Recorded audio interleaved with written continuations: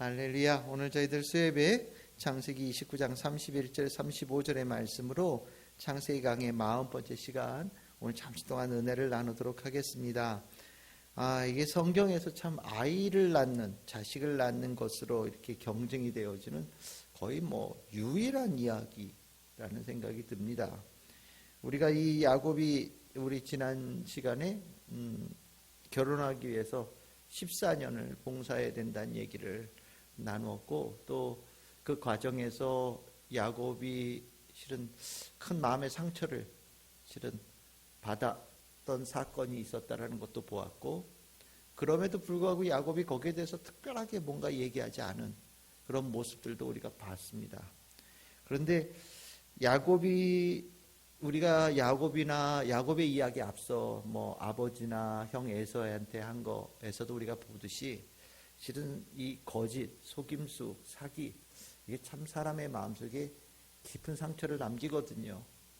실은 야곱은 이제까지 가해자였지 피해를 본 적이 한 번도 없던 사람이라서 그 고통이 얼마나 큰지 잘 몰랐었던 것 같은데, 이제 결혼을 하면서 일종의 사기를 맞은 겁니다. 자, 본인이 원하는 아내는 라헬임에도 불구하고, 글쎄요, 이걸 어떻게 표현해야 될지 잘 모르겠어요. 이걸 학자들마다 해석의 관점이 좀 다른데, 레아가 피해자냐 아니면 레아가 가해자냐, 여기에 대해서 조금 해석이 좀 갈려요. 레아가 피해자라고 보는 사람들은 이건 모든 것이 전부 다 라반에 의해서 억지로 강요되어진 거다. 그래서 레아도 참 싫었는데 억지로 그 아버지의 뜻을 못 이겨서 싫어하는 결혼을 한 것일 뿐이다 라고 얘기하는 경우가 있어요. 그런 경우에는 레아가 피해자가 되겠죠. 그런데 또 반대로 얘기하면 실은 레아가 가해자가 될 수도 있어요. 이게 이 사건의 주범이 될 수도 있다는 얘기입니다. 라헬 같은 경우에는 글쎄요, 직접적인 가해, 공범이라고 얘기할 수 없을지 모르지만, 레아가 동의하지 않았는데 이런 일이 일어날 수 있을까? 또 첫날 밤을 치르기 전에 내가 레아입니다 라고 얘기할 수 있는 기회가 분명히 있었거든요. 근데 그럼에도 불구하고 아무 말 하지 않고 지나갔다라고 하는 거는, 제가 성경을 볼 때는 레아가 가해자일 가능성, 공범일 가능성이 상당히 높은 것 같습니다. 이 결혼에 아마 야곱이 라헬을 사랑하는 그 모습을 보면서 레아가 아마 내가 그 주인공이 됐으면 좋겠다라는 마음을 가지고 지냈을 거라는 생각이 들어요. 근데 야곱은 일편단심 라헬만 좋아했으니까 레아는 그 7년이라는 시간을 굉장히 힘들게 보냈을 것 같다는 생각이 듭니다. 근데 일단 결혼하면 내가 남편의 사랑을 받고 내가 야곱의 사랑을 받을 수 있을 거라는 생각을 가졌겠죠. 그런데 오늘 야곱은 실은 좀 뒤끝이 있어요. 그렇게 사기 결혼해서 레아하고 부부가 됐지만, 오늘 31절에 보시면 레아가 사랑받지 못하였다, 이 얘기를 나오거든요. 이 얘기가 실은 33절에도 나와요. 내가 사랑받지 못함을 들으셨다, 이렇게 나오죠. 우리가 이 성경에 사랑받지 못하였다라고 얘기하니까 좀 순화돼서 표현되어진 거예요. 이건요, 미움받았다는 얘기예요. 실은 야곱이 적극적으로 레아를 미워했습니다. 그러니까 사랑받지 못한 거는 뭔가 조금 그래도 좀 이렇게 긍정적인 부분이 요만큼이라도 있죠, 그렇죠? 그냥 좀 뜨겁지 않았다, 이런 시각으로 볼 수 있는데, 미워하는 건 다른 문제죠. 정말 싫은 거예요. 특히나 나를 이렇게 속여서 결혼했다라고 하는 게 너무너무 싫은 거예요. 그래서 야곱이 레아하고 실은 같이 있는 거를 정말 원하지 않았던 것이 이야기가 계속 되어지면서 보입니다. 실은 레아는 결혼하면 자기가 첫 번째 부인이 될 거라는 생각이 들었겠죠. 내가 또 언니고 결혼도 먼저 했으니까. 그런데 이 라헬에 대한 야곱의 마음은 변하지 않았고요. 실은 레아의 이야기는 이 아이 낳는 이야기를 빼면은 거의 나오는 데가 없어요. 나중에 에서 만날 때 그때 레아 한번 잠깐 이름 나오고요. 그 다음에 죽을 때 그 막벨라 동굴 아브라함 사라 이렇게 다 묻힌데 거기에 레아도 묻혔다라는 얘기 외에는 레아의 이야기가 나오질 않아요. 그러니까 레아의 관점에서 본다면 참 불쌍한 여인이 맞아요. 그런데 오늘 저는 이 이야기가 야곱도 아니고 레아도 아니고 저는 여기에 나와 있는 12아들 12지파에 관한 이야기를 좀 하려고 그래요. 이게 무슨 소리냐면 우리가 이런저런 저런저런 과정을 거쳤어도 실은 이 결혼을 통해서 12아들이라고 하는 진짜 어마어마한 자식을 야곱이 거느리게 되거든요. 그 과정이 우리는 더 지나가면 이게 이스라엘 백성의 12지파가 되어지고요. 이게 이스라엘 백성의 정체성이란 말이에요. 하나님 백성의 정체성이 한 사람 한 사람의 탄생 속에 나오는 겁니다. 그 중에 특별히 오늘 이 레아에게서 나오는 이 네 아들, 오늘 뭐 루벤에서 시작되어져서 유다까지 가는 이 첫 번째 세트죠, 일종의. 그러면서 이제 출산이 멈추었다라고 얘기 나오니까. 그런데 12아들, 여러분들 12지파 중에 제일 중요한 지파가 어떤 지파입니까? 유다 지파예요. 유다 지파에서는 다윗이 왕이 나오는 지파가 되어지죠. 그 두 번째 중요한 지파가 어디냐라고 얘기를 하면 이제 그 요셉 지파가 될 수 있는 겁니다. 원래 요셉 지파가 장자지만 북이스라엘로 올라가서 그 요셉의 지파가 둘로 나누어지죠. 그렇죠? 그래서 에브라임 지파하고 므낫세 지파로 나누어지지만 결국에 이 북이스라엘은 하나님께서 심판하셔서 어디론가 사라져버린 그런 지파가 되어져서 현재 남아있는 거는 유다 지파를 중심으로 해서 남아있으니까 유다 지파가 굉장히 중요한 거예요. 근데 그 유다 지파가 누구에게서 나오느냐? 야곱에게 사랑받지 못한 레아에게서 나온다라고 하는 거는 실은 참 이건 아이러니한 겁니다. 근데 이 안에 의미가 있다는 생각이 들어요. 하나님의 백성이 어떤 사람들이냐? 하나님의 백성. 하나님의 백성이라고 하는 사람들은 그 근원적인 부분에 뭐가 들어있느냐라는 것을 오늘 이야기를 통해서 저는 보여준다는 생각을 갖습니다. 그래서 오늘 저는 간단하게 길게 얘기할 생각은 그 내용은 많지 않을 것 같은데 오늘 이 안에서 과연 하나님의 백성이라고 하는 사람들은 어떤 사람인가에 대해서 네 아들 첫 번째 세트를 이렇게 보면서 좀 나눠보려고 해요. 첫 번째는 뭐냐? 르우벤이라고 얘기를 하죠.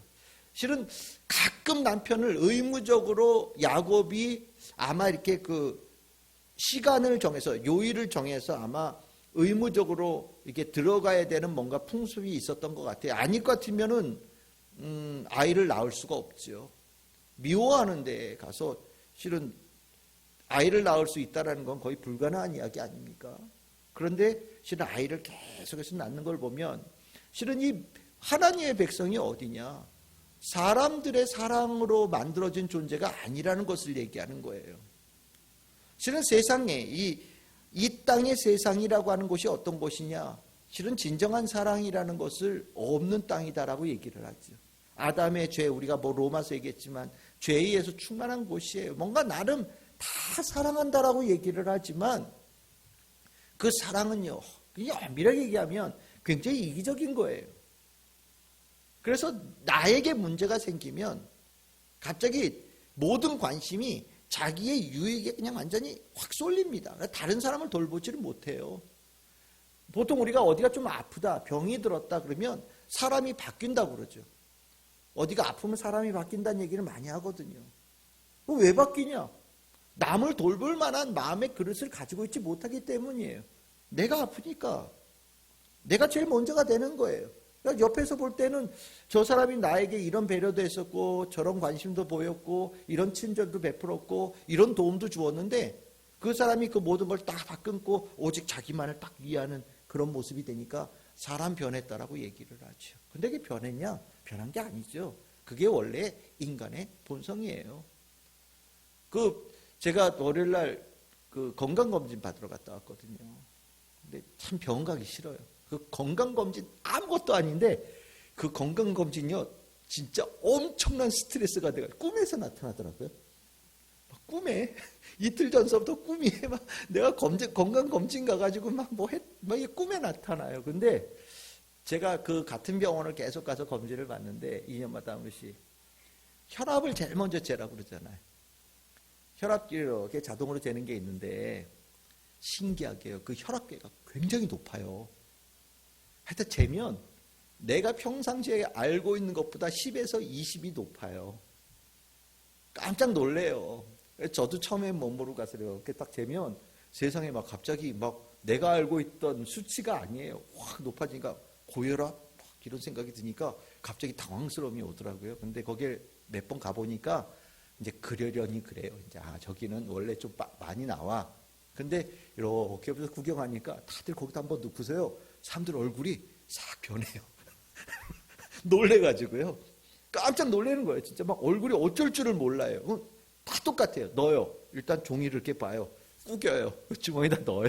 그리고 이렇게 돌아다니다가 몇 분 있다가 다시 한번 또 얼른 가서 한번 또 재요. 그냥 별로 다르지 않아요. 그러면 얼굴이 갑자기 얼굴이 확 어두워져요. 그러면 이제 나중에 이거 내라 그러면 10분 있다 다시 재세요. 그러면 이분은 10분이 뭐예요? 조금 지나서 또 가서 삥 누르고요. 얼굴이 낯빛이 완전 보니까 높아요. 저보다 나이가 훨씬 어린 것 같은데 뭐 몸도 이렇게 뚱뚱하지도 않은데 굉장히 높더라고요. 사람이 그래요. 그 수치 아무것도 아닌데 고혈압 때는 문제가 생겼으면 이미 그 문제에 대해서 내가 심각하게 생각하고 살지 않았겠어요? 평상시엔 그런 느낌 못 가지고 산 거예요. 근데 갑자기 그거 딱 보니까 그냥 다른 거 보이지 않고 그게 완전히 이렇게 몰입돼 가지고 있는 게 인간의 본성이란 말이죠. 사람이 그래요. 사람이. 세상에 사랑이 있느냐? 없어요. 자기가 문제가 생기면 남한테 돌볼 수 있는 여력이 없어요. 실은 우리가 여기에서 보는 이 자식을 낳는 야곱이 자식을 낳는 이 과정은요. 하나님께서 사랑 없는 세상에 하나님께서 사랑하는 존재들을 보내신 거거든요. 이게 하나님의 백성이에요. 우리가 하나님께서 왜 세우셨냐? 사랑하라고 세우신 거거든요. 세상에 사랑이 없는 곳에 먼저 사랑해 주셔서 우리를 세워주신 거예요. 사랑하라고. 사랑을 나타내라고. 그것이 12지파의 시작이라는 것을 꼭 기억해야 됩니다. 그러니까 우리가 하나님의 은혜로 충만하지 않으면 우린 사랑한다라고 얘기하는 거는 엄밀하게 얘기하면 거짓말이에요. 왜냐하면 내가 문제가 생기면 도로 나한테 집중하게 되어진 세상 사람들과 별로 다르지 않기 때문이죠. 근데 우리는 이 안에 성령의 충만함을 가지고 조금 더 나의 문제를 넘어서서 그럼에도 불구하고 사랑할 수 있는 사람이 될 수 있도록 하나님께서 도와주시기 때문에 사랑할 수 있는 사람이 되는 거거든요. 그래서 신앙이 중요해요. 교회 안에서 늘 신앙 얘기하지만 신앙을 제대로 갖추어진 사람과 그렇지 못한 사람이 신앙의 앞으로 교회 생활하는 모습이 완전히 다릅니다. 왜 한국교회가 왜 문제가 생겼냐? 성도들의 신앙에 대해서 실은 많은 관심을 기울이지를 못했어요. 그냥 겉으로 성장되어진 데 관심을 많이 기울여서 그것이 그냥 교회 성장이고 교세 확장이고 그것이 믿음의 성장이라고 생각을 했는데 정작 성도들 한 사람 한 사람이 그 신앙의 온전함에 서지 못하는 모습들의 문제가 시간이 지나가면서 나타났고 그러다 보니까 교회 그렇게 오래 다닌 사람들도 때에 따라서는 에이 교회다 필요 없어 뭐 믿음 필요 없어 이런 얘기가 쉽게 나오게 되어지는 거예요. 그러니까 여러분들 꼭 기억하십시오. 하나님께서 우리를 사랑하라고 이 땅에 세우신 존재들이고요. 그런 삶을 살기 위해서는 내 안에 다른 거 말고 진짜 믿음이 진짜 신앙이 확고한 신앙이 우리 안에 딱 세워져 있어야 돼요. 그러면 돼요. 그러면 그 한 사람을 통해서 하나님께서 일을 만들어 가실 겁니다. 그것이 12지파의 시작이라는 거예요.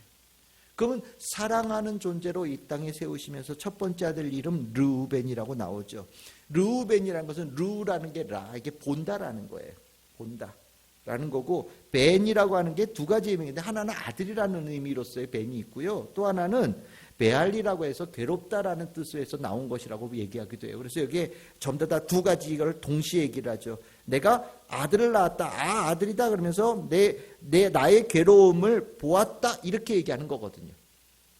그러니까 이게 우리가 이 땅에 하나님께서 하나님의 백성을 세우실 때 첫 번째 모습이 뭐냐? 괴로움 대신에 위로를 주기 위해서 세우신 게 하나님의 백성이라는 거예요.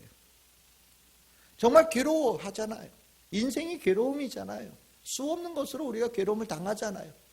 때에 따라서는 정말 사단에 의해서 괴로움도 당하지만 내 스스로가 그 인생이 가지고 있는 고통의 문제를 그냥 가만히 있어도 쓰러질 수밖에 없는 게 인생이라고 얘기를 하는데, 하나님께서 하나님의 백성을 이 땅에 세우셔서 이 괴로움 속에서 죽어가는 사람들이 하나님 안에서 위로를 얻고 소망을 얻게 하기 위해서 세우신 것이 하나님의 백성이라는 거죠.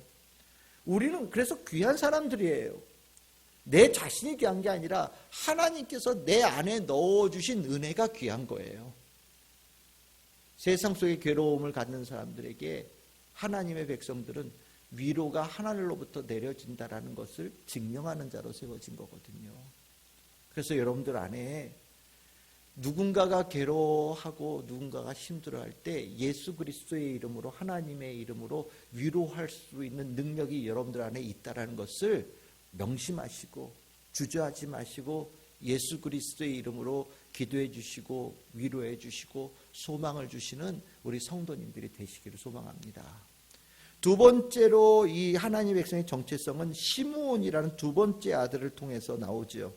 이 시므온이라고 하는 이름이 내가 사랑받지 못함을 들으셨다라고 얘기했죠. 아까 미움받는다 그랬잖아요.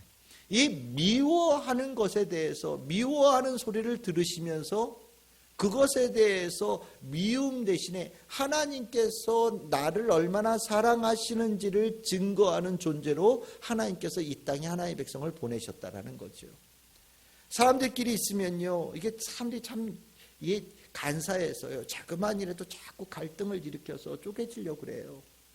뭔가 내 입장이 바뀌고 저 사람의 입장이 바뀌면 그 바뀐 입장에서 갈등이 생기고 다툼이 생기고 오해가 생기고 억울한 일이 생기고 때에 따라서는 일부러 가해를 하기도 하고 그러면서 섭섭해하고 여러 가지 일들이 막 벌어지거든요. 그런데 하나님의 백성은요, 그 가운데서 사람들 사이에 그런 일들이 허다하게 일어난다라는 것을 이미 알고 있는 상황 속에서 하나님께서는 그럼에도 불구하고 나는 너를 사랑한다라고 가르쳐 주시고 그 미워하는 세계 속에서 미움에 넘어지지 아니하고 그 믿음 속에 미워함 속에서도 일어설 수 있는 자를 만들기 위해서 하나님의 백성을 주셨다라는 거죠. 그러니까 우리가 이 사랑하지 않는 것도 죄가 문제가 되겠지만 실은 세상에서는 더 적극적으로 미워해요. 지금 전쟁하잖아요. 러시아하고 우크라이나하고 실은 형제간이거든요. 싸울 일이 전혀 없는 나라예요. 몇십 년 동안 한 나라로 지냈고요. 아니 그보다 훨씬 더 오랫동안 한 나라로 지냈던 사람들이에요. 같은 핏줄이에요. 마치 우리가 한민족 하듯이 그 동네 사람들은 같이 슬라브 계열이라고 해서 같이 형제처럼 지냈던 사람들이에요. 그런데 저렇게 마치 철천지 원수가 싸우는 것처럼 저렇게 싸우고 있잖아요. 그냥 단순하게 군인들끼리 싸우는 것도 아니고 민간인들 잡아다가 막 정말 고문도 하고 집단으로 막 학살도 하고 매장도 하고 뭐 정말 어마어마하게 험한 얘기들이 정말 우크라이나 전쟁에 너무 많이 나오거든요. 이게 뭡니까? 인간이 기본적으로 미워하는 존재로 태어나 있다는 거예요. 실은 이 미워하는 이 세상 속에 미움을 끌어낼 존재가 필요한 거예요. 미움을 끌어안으려면 미움을 받아내는 존재가 되어야 돼요. 내가 그 세상의 미움을 내가 품어야 되는 거예요. 누구처럼요? 예수님처럼요. 세상의 모든 나쁨을 예수님께서 품으셨다. 그 죄가 퍼지는 것을 예수님께서 품으셨다 이렇게 말씀을 드렸잖아요. 그 역할을 하나님의 백성이 원래 해야 되는 거거든요. 그래서 우리가 이 교회가 도천동에 이렇게 세워져 있어요. 우리 교회가 이 도천동 일대에도 미움이 있을 거란 말이죠. 그 미워하는 그것이 이 교회 안에서 용해가 되어지고 우리가 품어서 지워버리고 사라지게 만드는 역할이 우리 교회가 했으면 좋겠어요. 저 많이 부족하고 그리고 그런 일에 이제까지 제대로 수행하지 못한 부분들이 있었다는 걸 인정하지만 그럼에도 불구하고 우리는 우리가 가진 사명이 무엇인지 제대로 알아서 그 길을 가야 되는 겁니다. 여러분들에게 그 사명이 있다는 것을 꼭 기억하시기를 바랍니다. 세 번째입니다. 세 번째는 이제 세 번째 아들을 낳았죠. 그리고 나서 이름을 레위라고 짓는데, 레위는 지금부터는 나와 연합하리로다, 이런 뜻을 졌다라고 얘기를 합니다. 미워하니까 어떻게 됩니까? 점점 갈라지는 거예요. 실은 이것이 레아가 아들을 낳으면서 점점 야곱하고 거리가 멀어진다는 느낌을 받은 것 같아요. 자, 아들을 낳으면 내가 남편과 더 가까이, 아이를 이렇게 낳으면서 우리 애예요. 그러면 실은 아이를 중간에다 놓고서 얼마나 눈도 맞추고 얘기도 하고 기쁨도 나누고 사랑도 나눌 만한데, 여러분들 여기 31절 35절까지 여러분들 한 가지 특징이 여러분들 보이십니까? 야곱이 안 나와요. 그리고 이 아이들 이름 누가 짓습니까? 레아가 지어요. 이제까지 보통 아이들 이름은 누가 짓습니까? 아버지가 짓는 거거든요. 근데 야곱이 아이를 낳고 관심이 없었는지 이름을 져줄 생각도 안 해요. 레아가 지어요. 그러니까 아이를 낳았는데, 아이를 낳으면서도 점점 남편하고 거리가 점점점 멀어지는 거예요. 그러면서 정말 이제부터는 정말 가까워졌으면 좋겠다는 생각으로 연합했으면 좋겠다는 레위라는 이름을 짓죠. 맞아요. 사람이 자꾸 멀어져요. 세상은 둘만 있어도 둘이 쪼개진다고 그러잖아요. 결국에 10명이 있다가, 우리 그런 얘기 하죠. 친구가 애들 막 처음에 한 10명 몰려다니면서 친구랑 막 다녀요. 그러다가 이렇게 갈라지고 저렇게 갈라지고 저렇게 갈라져서 실은 나중에 보면 3명, 2명 이렇게 남죠, 그치요? 그리고 나면 좀 지나면 애들끼리도 그 둘이 남았는데도 싸웠다고 해서 어느 날 걔랑 얘기 안 해. 이런 게 보통 나온단 말이죠. 인간의 본성이에요. 실은 같이 이렇게 있다가 점점 쪼개져요. 근데 하나님은요, 점점 쪼개진 거를 이렇게 묶으라고 얘기를 하시거든요. 예수 그리스도가 머리고 너희들은 몸이다. 서로 연결되어 있고 서로 하나 되어진다는 얘기를 계속해서 하시는 거예요. 이게 왜 어렵냐? 세상의 흐름과 반대로 가기 때문이에요. 세상은 자꾸 쪼개는데 교회는 자꾸 묶어가려고 그래요. 세상에는 자꾸 담을 세워서 구분을 지으려고 하는데, 교회는 그 담을 의도적으로 없애고 모든 사람들이 함께 할 수 있는 공간이 교회가 된다는 것을 추구하면서 가는 거거든요. 근데 하나님은요, 하나님의 백성에게 그 어려운 일을 해내라고 요구하시는 거예요. 첫 번째, 두 번째, 세 번째 다 세상의 흐름과 반대되어지는 거예요. 교회가 실은 더 문호가 넓혀져야죠. 누구든지에 대해서도 다 문호가 넓혀져야 되는 거예요. 정말이에요. 저도 잘 안 되는 목사 중에 하나지만 정말 많은 사람, 모든 사람들에게 기꺼이 문을 열어주고 모든 사람들을 안고 모든 사람들을 갖다가 함께 손을 붙잡고 나아갈 수 있는 것이 교회고, 교회만 그것을 할 수 있어요. 교회만. 그래서 우리는 하나님의 백성으로서 그 일을 해야 된다는 사명감 가지고, 우리가 여러분들의 머릿속에 누구든지 하나님 안에서 한 형제, 누구든지 하나님 안에서 서로 끌어안을 수 있는 존재라는 것을 머릿속에 꼭 기억하시고, 세상과 다른 모습을 우리 참 즐거운 교회, 그리고 세상 속에서 드러내는 우리 성도님들이 다 되어주시기를 소망합니다. 이제 네 번째가 나오죠. 이제 세트가 되는 거예요. 유다죠. 하이라이트예요. 절정에 간 거예요. 유다는 무슨 뜻이냐? 내가 이제는 여호와를 찬송한다라고 하면서 이름을 붙였다라고 얘기합니다. 여호와를 찬송한다라는 게 뭐냐? 이걸 이렇게 표현하더라고요. 이제 남편 안 본다. 남편의 사랑을 구하는 것을 이제 포기를 하고 하나님께만 향한다. 이렇게 표현을 하더라고요. 뭐 그럴 수도 있겠죠. 인간적으로만 본다면 자식을 4씩이나 3씩이나 하는데 점점 남편은 점점 멀어져요. 그러면서 레아에게로 본다면 남편을 향했던 시각을 하나님께로 돌렸다라고 얘기할 수 있을 거예요. 레아의 영적인 성장이다라고 표현할 수도 있어요. 그런데 이거를 12지파의 하나님의 백성의 정체성으로 본다면 저는 좀 다르다고 봅니다. 하나님을 찬양한다라는 게 뭡니까? 반대로 얘기하면 인간들에게는요, 자기 자랑에 충만하거든요. 인간의 자랑에 충만해요.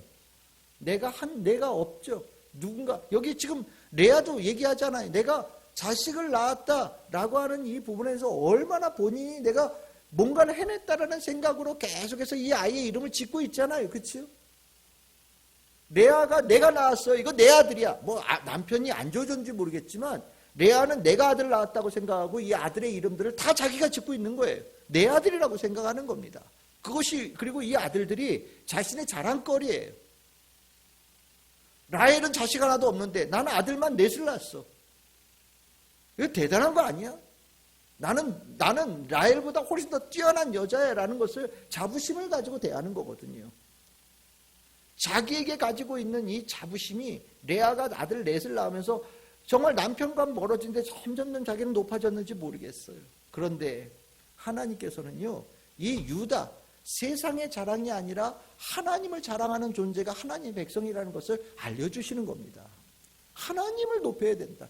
이 모든 일들이 하나님의 은혜라는 걸 얘기하는 거죠. 우리가 주일날 말씀 나눴듯이 은혜라고 하는 거는 처음부터 끝까지 모든 것이 하나님께서 하셨다라는 거잖아요.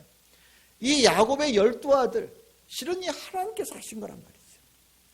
사랑이 없는 곳에, 사랑이 없으니 자식이 낳을 가능성이 거의 없는 곳에 지금 줄줄이 아들들이 쭉쭉쭉 나오고 있어요. 이게 어떻게 된 일이냐? 하나님의 은혜죠. 하나님께서 베풀어진 축복이란 말이에요.